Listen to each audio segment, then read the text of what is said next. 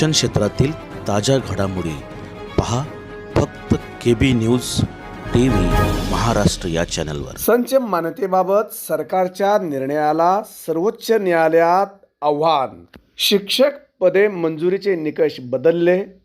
महाराष्ट्र शासनाला सर्वोच्च न्यायालयाची नोटीस।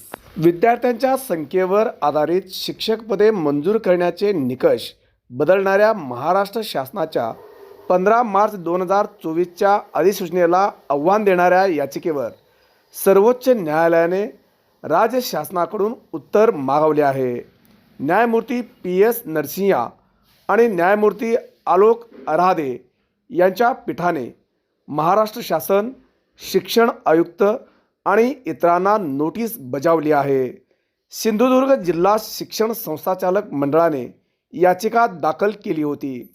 15 मार्च 2024चा शासन निर्णय शिक्षण हक्क कायदा RT 2009 मधील धोरणांच्या विरोधात असल्याचा दावा त्यात आहे। या याचिकेतील महत्त्वाचे मुद्दे असे आहेत: शिक्षकांच्या पदावर परिणाम। 15 मार्च 2024च्या शासन निर्णयाने राज्यातील प्राथमिक, उच्च प्राथमिक आणि माध्यमिक शाळांमध्ये विद्यार्थी संख्येनुसार शिक्षक पदे मंजूर करण्याच्या निकषात बदल केले।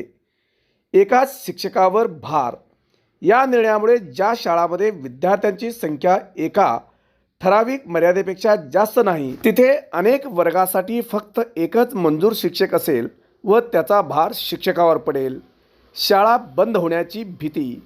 कमी विद्यार्थी संख्या असलेल्या अनेक स्थानिक शाळा यामुळे बंद पडतील। याचिकेतील या महत्त्वाच्या मुद्द्याबाबत महाराष्ट्र शासन काय उत्तर देणार आणि यावर सर्वोच्च न्यायालय काय निर्णय देणार, याकडे राज्यातील अनेक शिक्षक संघटनासह संस्था प्रमुख आणि शिक्षकांचे तसेच शिक्षणप्रेमीचे लागले लक्ष।